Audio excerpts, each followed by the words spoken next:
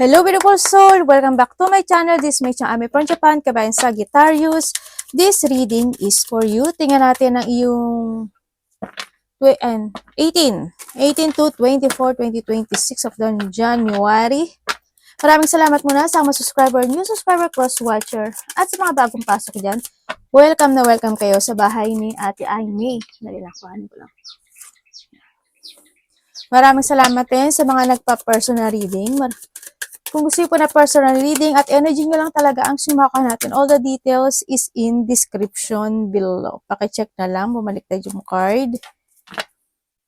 General reading tayo sa Sagittarius ha, kunin mo lang ang sayo at itapon ang hindi naman sayo.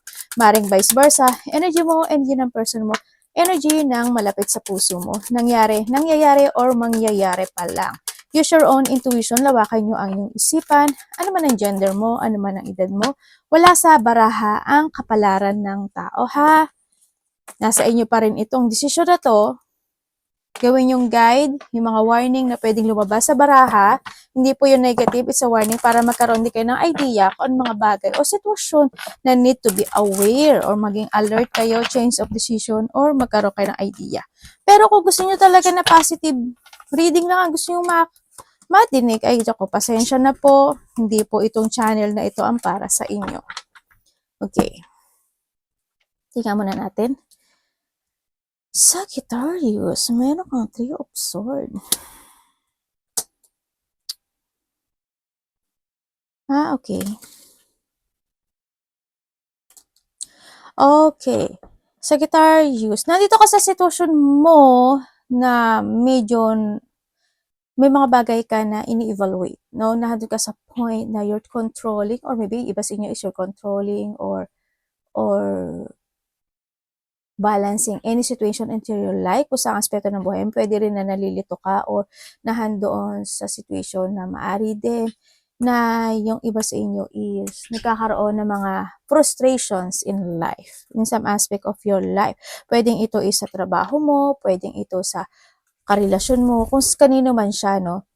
May mga sitwasyon na nagkakaroon ka ng pagkontrol o nahandun ka sa point na nagkakaroon ka ng idea na gusto mong mangyari.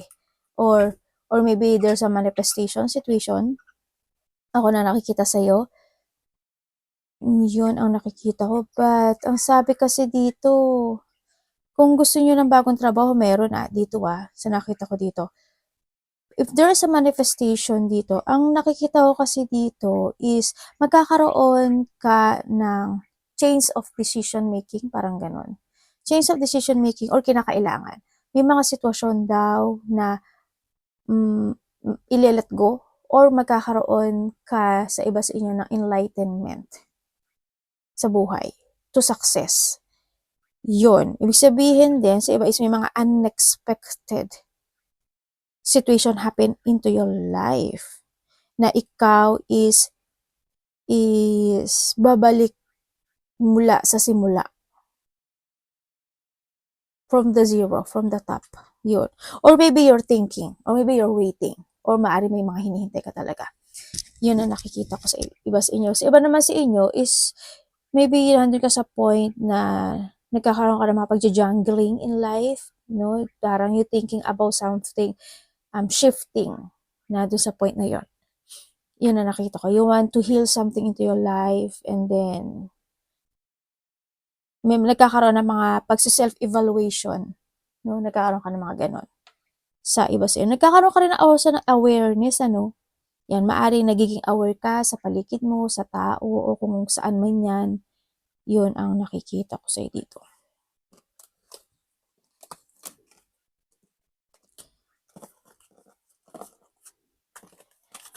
May travel ba kayo? Malayo man o malapit yan. May taong sneaky dito May tao na nagiging sneaky. Pwedeng sinungaling or may tinatago or basta parang ganun ang nakikita ko dito. They hiding something. May tao na nag-hide ng kung ano man yan. May lihim. May lihim.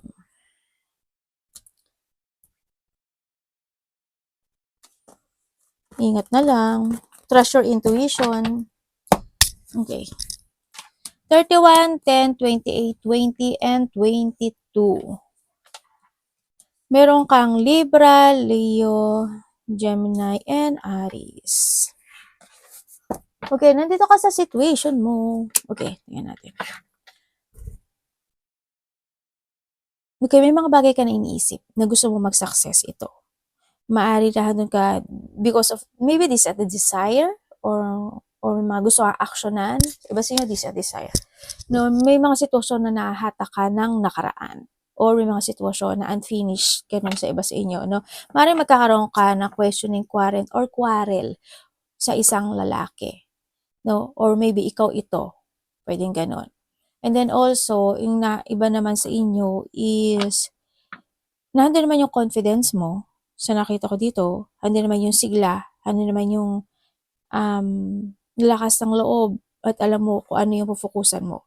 At alam mo kung ano yung pinufukusan mo. But, may mga sitwasyon lang talaga na maari nagkakaroon ng mga pag-aalinlangan. Yan, magkakaroon ka ng mga pag-aalinlangan sa buhay. And then, mag-ingat kayo, may mga biglaan or may mga unexpected to din, sabi ko kanina, di ba? Yan. May mga, pwedeng may mga point na masasaktan ka, ganyan. There's a painful situation. Pwede rin na ito is, halimbawa, may mga information, news, ganyan, situation na maririnig mo, na pwedeng makasakit sa'yo. Yan. Sa iba naman sa inyo, is maybe this is you or mga tao na na-connected sa iyo, warning lang naman ito, or pwede rin makaka-receive ka ng information, ganyan. Or communication with someone na ganun yung stability niya, di ba? May nakita ko dito na warning sign kasi. These are accident. Warning lang naman to. And then also, may mga hospitalization, check-up, doctors, orders a surgery situation, kung ano man yan. No, connected doon. No, mag-ingat kayo. Mag-ingat kayo sa matatalas na bagay, matatalim na bagay, sa matutulis na bagay. Pwede kayo mahiwa, magdugo, or ano man yan. Pwede rin yung mga masasakit na salita, 'di ba? Na magagaling sa ibang tao, pwedeng ganun, or information.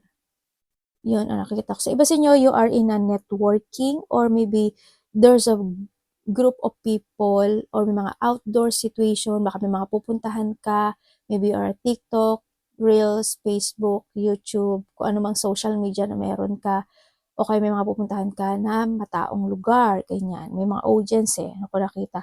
Or maybe nandoon yung pagiging sikat, or mas marami may mga tao nakakakilala sa'yo. Pero wag mong expectin na lahat is gusto ka, kasi may mga tao na hindi ka rin talaga gusto. No? Pero alam ko naman hindi mo na-expect yun, kasi alam ko na alam mo naman yun. Yun ang nakikita ko sa iba sa inyo. Meron daw na victory and success happening to your life. Uy, ibig sabihin may mga go-open, ano? Yan, may mga bago-open sa buhay mo na ikasisiya mo. Sabi dito. But, darating ka sa point na maguguluhan ka or malilito ka or hindi ka makapag-desisyon. Hoping, makapag-desisyon ka ng tama, no? Sa iba sa inyo. And then, yun nga, iba is a positive outcome is coming, is meron ka daw malalaman na katotohanan, or there's a truth situation ako na nakikita sa'yo, maybe sa sarili mo, or manggagaling ito sa ibang tao, or kung ano man yan. Yan ang sinasabi dito. And then also is magkakaroon, hoping hindi lahat, either magkakaroon ng pag-iwas, or may taong iiwas, or may separation. Pwedeng yung tao na magsiseparate siya sa'yo, or ikaw ang siseparate, pwedeng ganun, or ikaw siseparate ka sa sitwasyon. Kung sa aspeto ng buhay mo yan. In what reason, iba-iba kayo ng reason. Pwedeng kung sa relasyon yan, maghihiwalay kayo, pwedeng kung sa trabaho yan, aalis ka, pwedeng kung saang aspeto, pwedeng sa kaibigan niya, ganun di ba? Or pwedeng may tao na isi-separate niya yung sarili niya sa'yo. Depende. Iba-iba kayo ng pwede maganap o mangyari dyan no? Sa nakikita ko sa inyo. Meron daw decision making ako sa'yo na nakikita.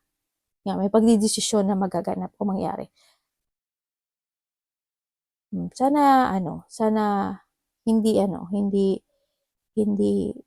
ka malito. Pero may tao na nagpaparaya or nagpaparaya? May pagpaparaya na nagaganap. Tingnan natin ang energy mo. Kala ko mali yung card ko. Energy ni Sagittarius.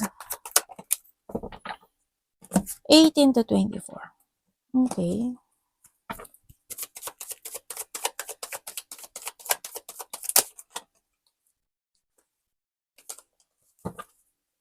Mm. Okay, energy mo. Sorry na ano ko yung mic ko. Okay, energy mo. Energy mo, nandito ka sa sitwasyon mo na you try to make it balance in any situation into your life. Sa nakita ko sa dito, kaso minsan lang talaga na-uncontrol ka, no? Siguro may mga moody type, moody situation, ganyan. Siguro minsan okay, minsan hindi, minsan okay, minsan hindi. Yun ang nakikita ko sa dito, no? And then also, yung energy mo rin dito is meron kang mga sitwasyon na ina-avoid, ganyan. May pag-avoid situation. Hindi ko alam what way. Siguro may iniiwasan ka ba? May anong avoiding yan? May something avoiding situation ako na nakikita sa'yo. Yun. And then also is, may mga sitwasyon na parang hindi ka gaano nakikinig. Ganyan. Or maybe vice versa. May tao na ayaw makinig sa'yo, ganyan. Or ikaw ayaw mo makinig. Or pwede rin naman na kakausapin mo siya or kakausapin ka niya, okay. Pero parang wala sa loob. Parang gano'n sa sitwasyon na inano, yun ang nakikita ko sa iba sa inyo. Sa iba sa inyo is nagiging, yun nga, moody and hot and cold situation. Yung ano mo ngayon, yun ang nakikita ko sa iyo dito.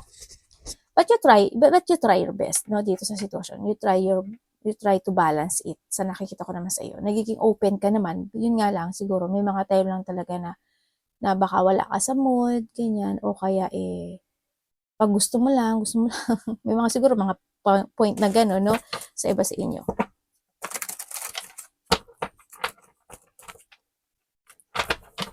Anong parating kay Sagittarius?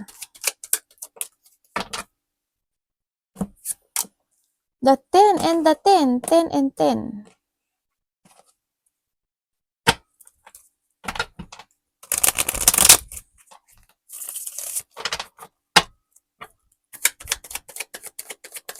Parating.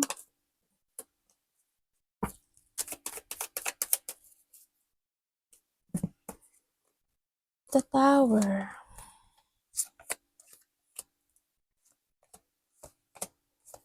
Tatlo yung 10 mo, oh. 10, 10, 10. Sabi may completion ka. Okay, parating sa'yo. Parating sa'yo is there's a union. Ako na nakikita sa'yo, no? Yan, may mga union. Ako na nakikita sa'yo. May mga, meron ka daw, meron kang isang malalaman na isang katotohanan? Or may malalaman, 'di ba sabi ko kanina, nasabi ko rin, di ko alam kung this is na information, or hindi ko alam kung magsasalita sa'yo, or makaka-receive ka lang ng text message, or this is a news. But it will shock you. Pwedeng may mga revelation situation na maganap o mangyari. Pwedeng ganon. No? Or pwede rin na mga, this an expect the unexpected situation kasi ito eh. Yan ang mga parating sa iyo. Teka lang, pupunas lang si ate. Yun, ang nakikita ko sa'yo dito.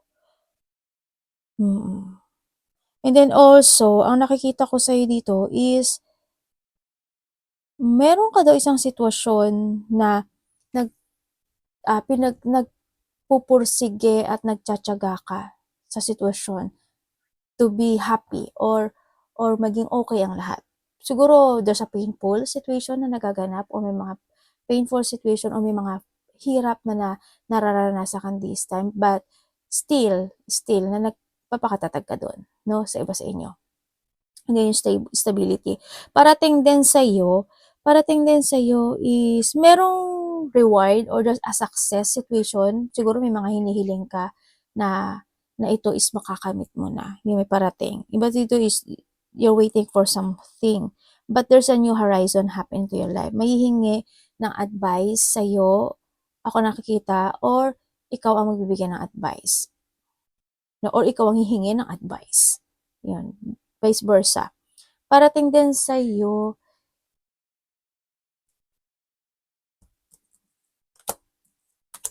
ay, Galileo, bakit ganun? May magtatapos. Parating sa'yo, there's a loss.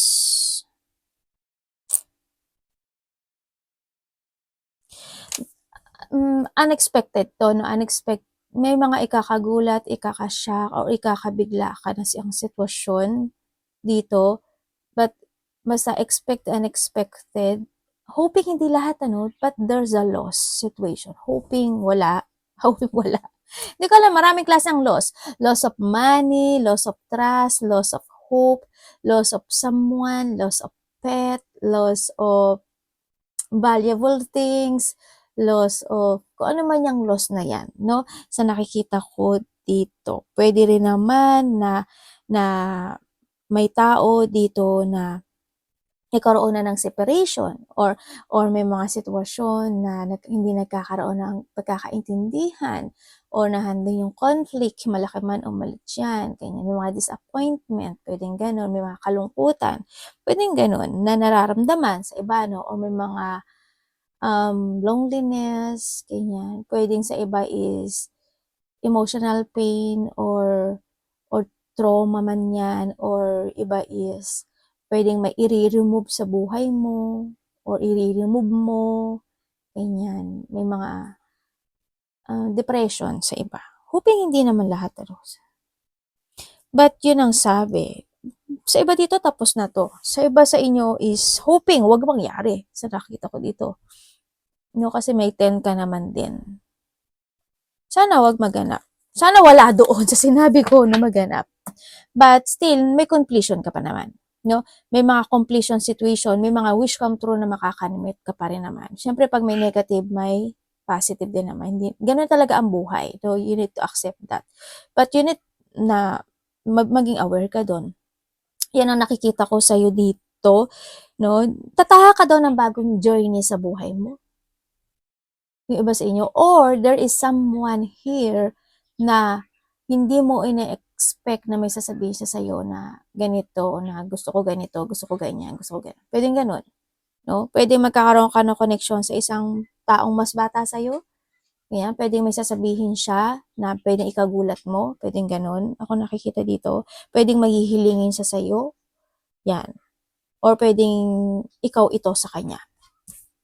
Vice versa. Tingnan natin ang dapat iwasan ni Sagittarius. Or bata man yan, or magkaedad kayo, pwedeng gano'n, no? Baka may hilingin siya sa'yo. Or may sabihin siya sa'yo na something na ikagulat mo. Diba? Or maybe this is you. Dapat iwasan ni Sagittarius. Dapat iwasan ko. Okay. Kitang-kita yarn. Kitang-kita yarn. Tingnan natin. Universe, ano po? Okay. Okay po. Okay po. Okay. Dapat mong iwasan, Sagittarius, siguro yung mga chismis, yan. Umiwas ka na sa mga chismis o mga chismoso o chismosa na tao, ganyan. Umiwas ka doon sa pag-isolate din, iwasan mo yun, yung masyadong mag-iisip, mga frustration, iwasan mo yung mga being a cheating or cheater, ganyan. Or yung mga taong gano'n. No? Hindi mo naman kailangan mangloko ng tao or mag-cheat. Tsaka iwasan mo rin na pumasok ka sa isang sitwasyon na magkakaroon ka ng conflict, no? Or magko-conflict. Pwede yung mga third party or being an options, ganyan, iwasan mo. Or kung ikaw ito, wag mong gawin, hindi na siya makaka-good. And then siya, iwasan mo rin na mapabayaan yung sarili mo, syempre. Kung may mga kailangan mo rin magsaya, di ba? Life is short, but in a good way, no? In a good way. Eh, syempre, yung, iwasan mo yung siguro yung mga bully person, being a bully person, ganyan. Huwag ka mambully o yung mga tao na bumuli, yan, umiwas ka. O huwag ka na rin makisawsaw. Syempre, hindi rin makakagod Sagittarius. Huwag ka makisawsaw sa mga ganon. Tandaan mo palagi na na karma, no, is coming. What goes around comes around. Tandaan mo, no? Kahit na halimbawa hindi ka naman nakikisasaw pero tahimik ka pero nandun ka. But you need to speak, 'di ba? Speak out na hindi maganda 'yon. Dapat ganoon. Hindi ka nga nakikisasaw but you still, 'di ba? Hindi rin good. And then iwasan mo syempre yung ma-lack of progress ka, tamarin ka, magkaroon ka ng pagpapaliban, or ma-lack of common sense ka. Siguro naman, alam mo naman kung paano gamitin yung common sense, ano, sa iba sa inyo. And then, syempre, iwasan mo kung may mga bagay o sitwasyon pa from the past situation, ako na nakikita sa'yo, siguro this is time to let it go. Something must be let go, ang nakikita ko dito. Kung sa aspeto ng buhay mo yan, you need to find peace. Peace, no, ang nakikita ko sa'yo dito. Huwag kang magpahatak sa nakaraan, or huwag kang mag-overthink, huwag kang ma-loss of thought, o huwag kang magkaroon ng medyo nagkakaroon sa inyo ng mga battle thought situation, ano, you feeling lost tuloy dito sa sitwasyon mo. Yon ang sinasabi dito. Iwiwas ka sa mga taong may lihim or maglihim. No? Sa nakita ko dito. Okay, syempre, yung hindi ka mag-action in a good way. Tingnan natin ang iyong love. Kapatid, anak, magulang, karelasyon, kaibigan, pamilya, Sagittarius in love. Tingnan natin.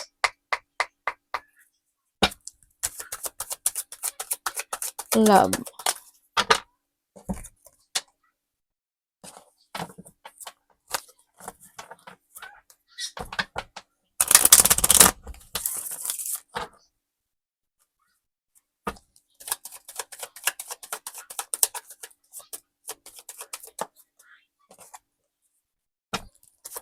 Ba, panalo tayo dyan. Okay, when it comes sa love, ba, nawasak yung pakpak. Kung kayo is single, ate sa single. Wait. Balasahin ko. Sa single po, kay Sagittarius, sa mga single dyan, sa mga single is may darating sa buhay mo. Pero mapapaisip ka raw eh. Ayan o, may darating sa'yo. Isa, dalawa? Ba't hindi ko alam eh. Why? Pero may boundaries. May boundary. Hindi ko alam kung sa part mo or sa part niya may boundary eh. Sana hindi ka mapasok sa third party. Sa mga single dyan. But you need to trust sa intuition mo ha. Sa mga single dyan may parating. Basta wag kang papasok sa option or sa isang sitwasyon, not may third party. Hindi rin good yun. Kung kayo naman is nagkahiwalay nitong tao na to, yes, oo, may pag-backstab, no, ako nakikita dito. Nandun yung sitwasyon na nagkaroon na talaga ng pagle-let it go. Pero ang nakikita ko sa'yo dito, hindi ko lang alam kung ikaw or siya, ito, no, vice versa kasi wala naman yung pangalan mo. Is still in a pain situation itong tao na to, no? Andun pa rin siya situation na they manifesting. Sa nakikita ko sa kanya, may mga bagay siya na parang gusto niya ng clarity sa buhay niya na parang gusto na niyang itama yung mali niya this time. Bakit ngayon ka lang? Sabay ganun eh, no? Gusto niya itama yung mali niya sa buhay niya. Sa nakikita ko dito, nalulungkot siya actually dito sa situation, ano? They want a new horizon dito sa situation. They still manifesting. Sa nakikita ko dito, gusto niyang bumalik dito, no? Handin yung kahilingan niya. Nandun yung, we have the nine and the aces. Ang nakita ko to, handito yung gusto niya pa muli na bumalik in this relationship na ito. Naghihintay rin. Isa rin naman sa inyo naghihintay, ano? Nandun din pa rin naman yung pag-i-spy ng isa. Pwede na din nagtatanong-tanong pa rin sa mga same connected sa inyo, or tinitingnan niya pa rin yung mga social media mo if ever na meron ka man, or maybe sa mga connection mo, pwedeng ganun, no? Ang nakikita ko dito. Gusto niya ng new beginning sa'yo. Yun ang hiling niya. Ate, nagmo-move pa siya. Dito hindi eh. Naghihintay siya. Pwede na din siya sa point. Oo, hindi. Ano siya? Parang, hindi ko alam eh. But, hindi niya kasi alam kung paano, tatawagan ka ba niya, ite-text ka ba niya? Yun, parang naggo-go to the flow siya ngayon, ganyan. Kung saan siya dadalhin ng situation. Yun ang nakikita ko dito, or vice versa tayo. Kung kayo naman is in relationship, kung kayo is in relationship, sa nakikita ko naman sa'yo dito is, isa sa inyo is they feel stuck in the situation. Hindi ko alam why. Kung sa trabaho man yan, sa relasyon man yan, basta isa sa inyo, no? Nandun yung, nagkakaroon, syempre, hindi naman maalis yung dissatisfaction when it comes in this relationship, ano? But still, nagkakaroon naman ng pag-uusap, kahit papaano. Na nagkakaroon na naman ng clarity or kalinawagan. Kalinawagan? Ano ba yan? Clearing. In this relationship, you try to make it balance yung relationship na to. Hindi naman yung isa sa inyo is napaka-very caring, or isa sa inyo is they always saying sorry, or pwede rin na pinaparamdam niya talaga, no, na nagso-sorry siya sa'yo, or yung pinaparamdam niya sa'yo yung love, no, sa nakikita ko to. But, ang nakikita ko rin dito, may boundaries eh. Hindi ko alam why, but there's a blockage or there's a boundaries pagdating sa relationship na ito. Yun ang nakikita ko Maraming klase ang boundaries and blockage. Depende yon. But meron. May blockage sa relasyon. Sa nakita ko. Pwedeng sa iba dito, there's a third party. Pwedeng ganun. Or pwedeng yung iba sa inyo dito is with something blockage or boundaries. Yun na nakikita ko dito. Yun. Kung may third party, alam niyo naman na. Diba? Handa na may pagiging aware when it comes sa isa't isa. Siguro, isa sa inyo, nagiging aware talaga siya sa mga sinasabi niya o bibigkasin niya or mga desisyon niya in life. Yun ang nakikita ko dito. Yung isa naman sa inyo is, ang daming tumatakbo na questioning sa isip niya. Hindi ko alam why. Ang daming tumatakbo. Ano ba dapat gawin? Nandun siya sa point na yun, no? They feeling stuck. May mga bagay na isa sa inyo naghihintay ng sign or they waiting for a sign for something. I don't know why, kung sa trabaho ba yan or sa relationship or with something, pwedeng ganun. O may mga paghihintay na nagaganap o nangyayari. Yun. Tingnan natin ang iyong money. Sagittarius in money.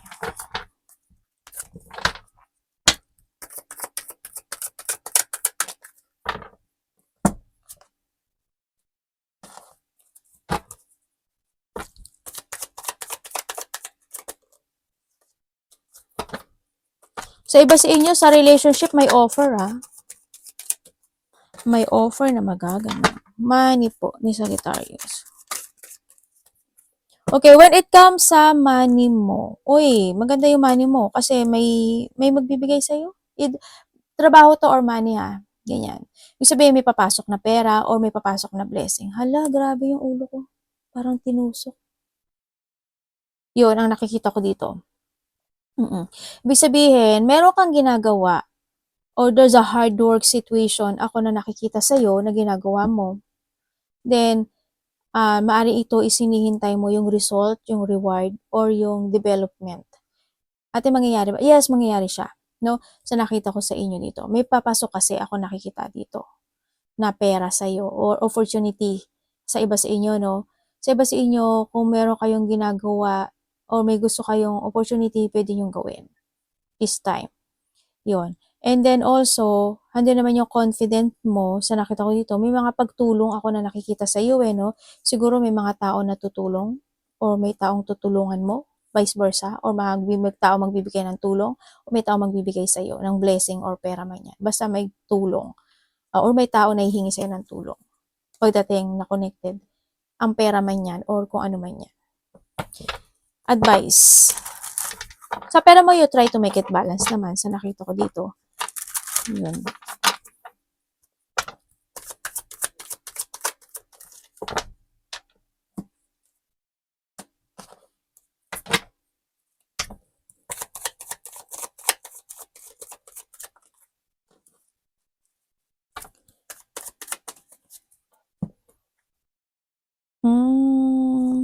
Okay. Iba sa inyo, yung iba sa inyo, kayo, maka-Diyos or may tao, ikaw or someone, may tao na parang hando yung faith niya sa taas. Yan, they always pray. Lord, bakit ganito? Bakit ganyan? Ba't ang malas ko? Bakit ang dami nag-fail sa buhay ko? Bakit ganun?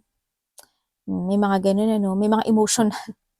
Wag naman kayong ganyan. Siyempre mag-action kayo, daday, dodong. Eh, pag nasa inyo kasi yan. Depende sa inyo yan, sa action nyo. Huwag kayo, dasal kayo ng dasal, tapos hindi naman kayo anong gusto nyo? Bigyan kayo ng miracle. Diyos ko, di sana lahat may miracle. Ano ba yun? Ganun lang, no? Basta you need to take it action. Kasi it's up to you to make it happen eh. No? Ang bibigay naman sa'yo ni universe, saka ni Lord, yung sign. But if you cannot recognize that sign, kasalanan mo na yun. Di ba? Yun. Kasi tayo na pa rin naman ng tayo pa rin naman ang gagawa niyan eh. Okay, when it comes sa advice mo, hindi mo kailangan malungkot, mag-isolate, maghinayang, o kung ano mga nawala, natapos, ang sitwasyon, hindi mo kailangan manghinayang doon. But you need to learn.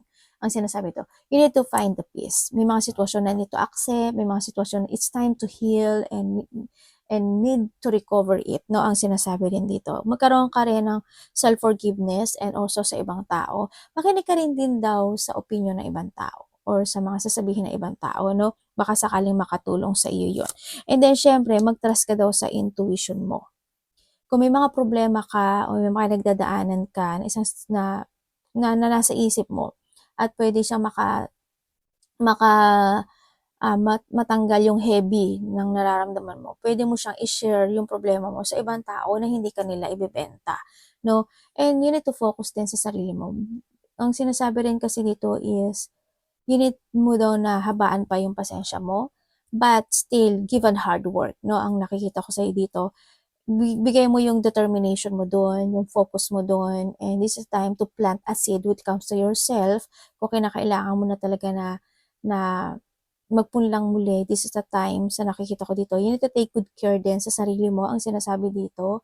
Kung may mga situation na need to change na mga iniinom, kinakain, it's needed, or nahando yung point na someone into your life. So, iba sa inyo is may mga kinahihiligan kayong pagkain this time, no?